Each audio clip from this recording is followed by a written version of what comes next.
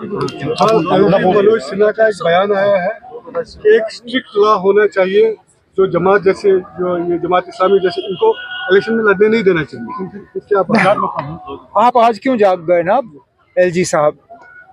ऐसा कौन सा कानून है जो आप इनके खिलाफ इस्तेमाल कर सकते हो? ये आज़ाद उम्मीदवार के तौर पे उठे हैं। क्या अब आप आज़ाद उम्मीदवार के तौर पे उठने नहीं दोगे? ऑर्गेनाइजेशन पे तो बैन लगा हुआ है। ये ऑर्गेनाइजेशन के नाम पे तो इलेक्शन के मैदान में उतरे नहीं हैं ये। और तो और ठीक है ना, अगर आप वैसे भी 8 अक्टूबर के बाद यहाँ कोई कानून बनाने का इख्तियार जो है एलजी साहब के पास नहीं होगा। यहाँ लोगों की अपनी चुनी हुई सरकार होगी, वो तय करेंगे ना कौन लड़ेगा कौन नहीं लड़ेगा। हमें शिकायत हमें करनी चाहिए।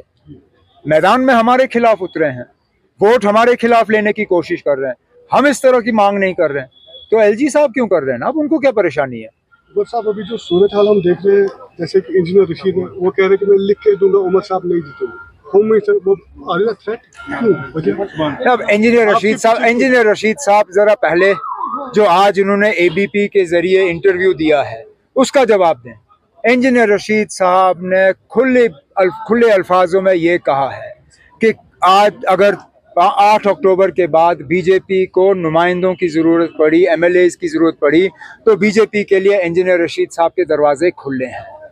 अगर आज इंजीनियर रशीद साहब बीजेपी को मदद करने के लिए इलेक्शन लड़ रहा है तो जम्मू कश्मीर के लोगों को बहुत सोच समझ के अपने वोटों का इस्तेमाल करना चाहिए। क्योंकि मैं बार बार ये कहता आया हूँ, आज इंजीनियर रशीद साहब ने शुक्र है हमारी बात को तस्लीम किया है। मैं कहता आया हूँ कि ये लोग आ रहे हैं सिर्फ और सिर्फ यहाँ वोट को तकसीम करने के लिए और नेशनल कॉन्फ्रेंस को नुकसान दिलवाने के लिए। इंशाल्लाह 8 अक्टूबर को साबित होगा कि इंजीनियर रशीद साहब जो हैं उन्होंने लोगों से हमदर्दी के नाम पे वोट हासिल किए, लेकिन आज वो वोट उनको नहीं मिलेंगे। उनके कहने के मुताबिक जमात इस्लामी लाइक माइंडेड कैसी है? वो कहते हैं कि हमने नहीं, वो तो आपको उनसे लेना, वो तो आपको इंजीनियर से पूछना पड़ेगा, क्योंकि आज इंजीनियर बीजेपी की मदद करने के लिए तैयार है। तो इंजीनियर साहब के लिए बीजेपी भी लाइक माइंडेड है, जमात इस्लामी भी लाइक माइंडेड है। अब ये तो सिर्फ इंजीनियर ही समझा सकता है ना। अब मैं तो उनकी सियासत आज तक समझ नहीं पाया, आप समझ सकते हैं तो अच्छी बात है। तो वकार रसूल जो है आज उन्होंने एक बयान दिया है फिर से आज क्या कहा? आज हमारे रिपोर्टर को बयान दिया था कि कुछ जो एमसी के वर्कर्स थे उन्होंने असॉल्ट किया, दे वर ड्रंक।